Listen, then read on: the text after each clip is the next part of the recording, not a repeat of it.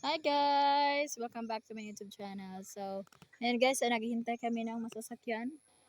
Wala pa kaming masasakyan. Dahil pupunta kami ng Nabal, bibili kami ng kape. Wala na kaming kape. Kape na lang yung ma-afford guys. Kasi mamahalan ng mga bilihin natin ngayon. So, dito kami waiting sa tabok sa loob guys. Ups, nak may aso. Okay, so ito yung mga bahay dito guys. Kita nga din ang kamay tigas na kay bayan may da motor. Ayaw nga da ha, one week. Kita ha. So yan yung mga bahay dito. Yan oh. So may baboy. So, dito sa probinsya to guys. Sa barangay Pinangumhan. Ayan may bahay. May mga bata rin dyan. So parang sila lang yung nandyan eh. Kasi busy yung mga parents nila. Bahay ulit. Tapos doon, meron din hindi pa natatapos na bahay. Ayan guys. Oh, hindi pa natapos. Nandito sila sa Kalugian. Ayan. Waiting tayo ng masakyan. Kaso wala pa guys. So, may nag-grass cut doon banda. Kaya maingay guys. Mga tao. Ayan. Kita dito guys. So, nagpinta kasi yung mga tao dito kanina. So, dito sila galing guys. Naglinis. So, ngayon nandun na sila banda. So, nag-transfer kami dito sa paghintay kasi doon sa outpost wala namang mga motor. Dito na lang muna kami. At least may shade. Kakasilong kami. So, ang ganda tingnan ng rice field. Diba? Green na green. Tapos may kalubian sa gilid. Doon banda. Bilira na yun guys. Meron yung dagat doon banda. Ito, may malaking puno ng paper tree. Paper tree. Ayan. So, yung makikita nyo dito guys. Tapos, doon merong ilog. Oo. Okay, naghihintay kami ng masakyan guys. So, dito na lang muna kami sa, mag-aabang. Halika na, Jo. So, dito na muna kami sa, yun, nakikita nyo yan guys. Meron doong sheds.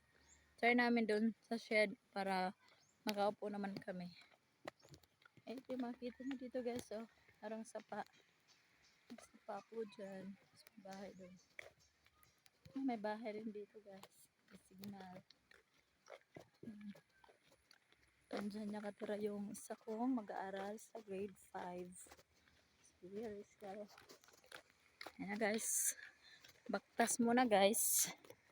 Ako si Zoe. So, ito yung ilog. Honey River. So, Honey River to guys.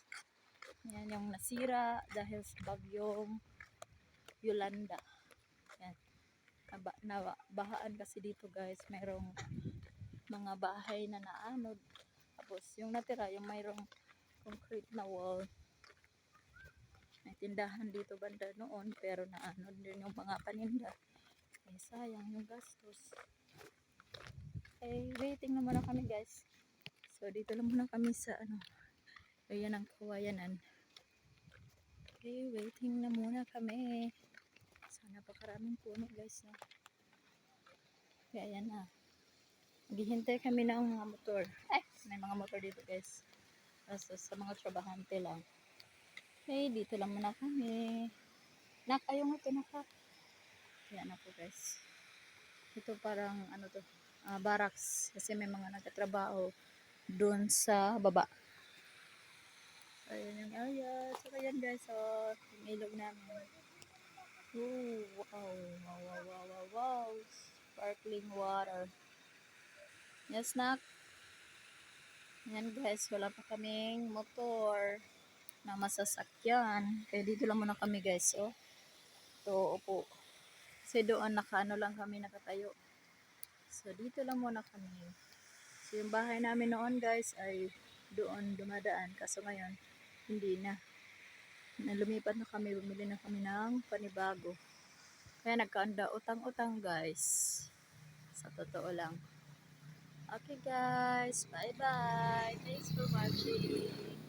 Napakabilis ng sasakyan. No? So ayan. naghihintay kami, merong saka yung ano, drive. Bye bye guys. Thanks for watching.